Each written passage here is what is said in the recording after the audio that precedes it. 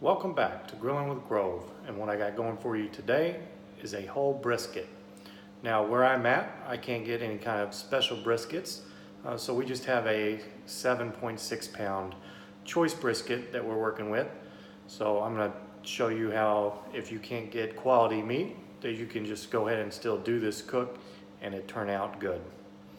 All right everyone, let me get you a shot of the brisket and I'll show you what we're going to season it up with.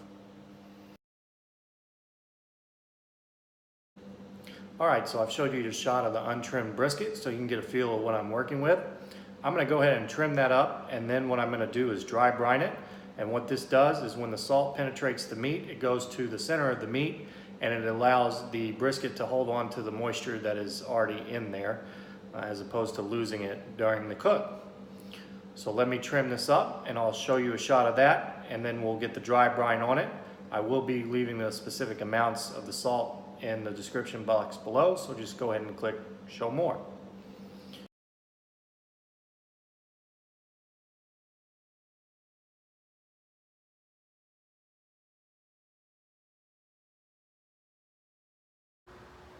We're back. It's the next day and I've pulled the brisket out and it's coming up to room temperature, and we have our Weber grill set up for indirect cooking and it's coming up to a smoking temperature of about 250 degrees.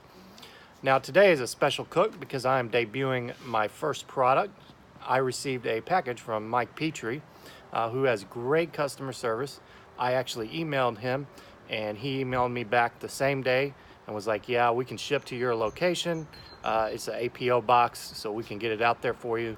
So he went ahead and he shipped me some of his seasonings, and we're gonna be trying out his base flavor. It's called It's Incredible. So we're gonna use that on our brisket today. And we are going to go on with the binder. Usually I go with Worcestershire sauce, but today I'm going to be trying something new. We're going to actually use mayonnaise for our binder. So I'm going to throw our binder down and get our seasoning on, and I'll give you a look at that.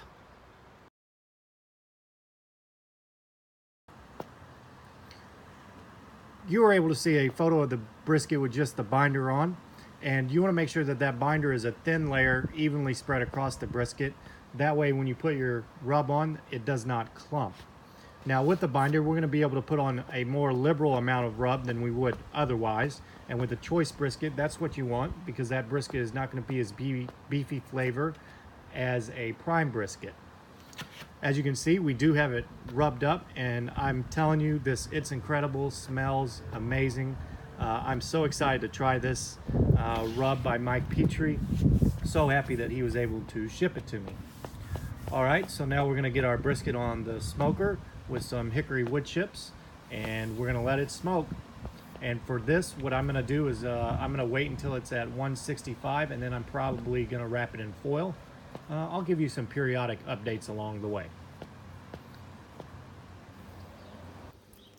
All right, we're back and we have that brisket on the smoker, and I've added some wood chips recently. It's been about 3 hours. And after the grill got warmed up, what I went ahead and did was I went in and put a drip pan full of boiling water in the bottom to try and keep the brisket moist.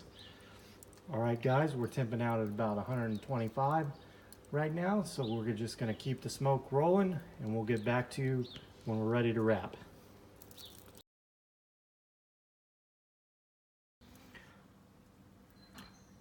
We're back and it's time to wrap. We're at about 165 to 175. And we're gonna wrap this because it's a choice brisket, so it needs to keep that moisture. Now I'm not going in with anything other than just the brisket.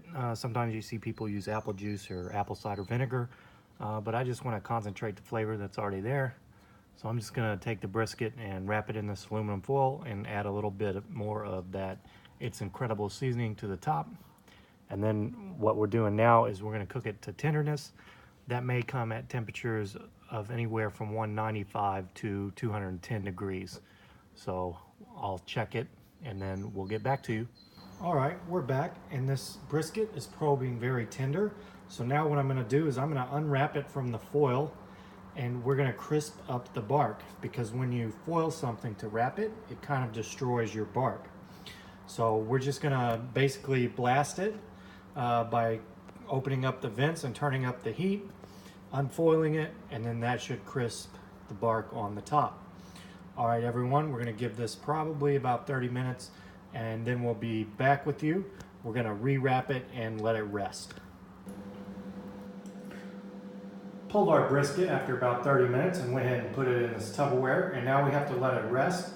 I'm gonna let it rest for about an hour or so, and that will help the juices kind of redistribute to the center of the brisket so that it all doesn't run out when we slice it. I'm gonna put a little layer of aluminum foil over the top and then put the lid on this and let it rest. All right, we're back and we've let that brisket rest, and now it's time to slice it up. So for resting your brisket, there's not really a specific amount of time. I like to do an hour. Just as you rest your brisket, check the temperature to make sure it doesn't drop below that 140 degrees Fahrenheit level, because that's when the bacteria starts to grow on it and you could get yourself in trouble. So when you're resting, just make sure that it's above 140 degrees.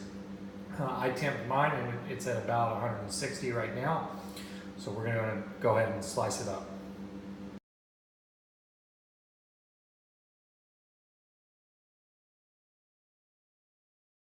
What's up, guys? We're back and I've actually had a brisket sandwich, and I just wanted to give some more feedback on the It's Incredible product. A couple things that I liked during the cook when I seasoned the meat and was waiting for it to get up to temp. I noticed that his seasoning takes really well to meat, which is something that I find interesting because I noticed that a lot of store-bought brands just kind of sit on top of the meat. I don't know if he specifically designed it that way, but that's definitely something that's happened.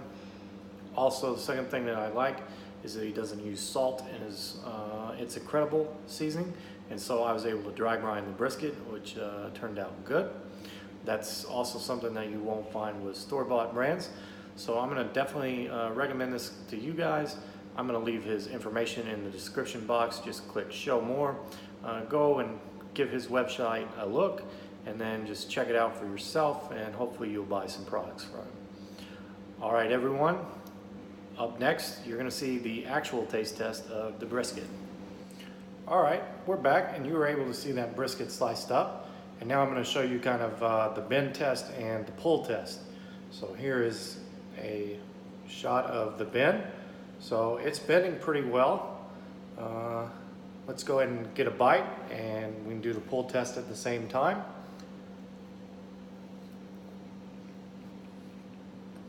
It's good, nice and tender. So with the brisket, it turned out really good. The bark on it from that It's Incredible seasoning kind of has a tang taste to it. I really like that.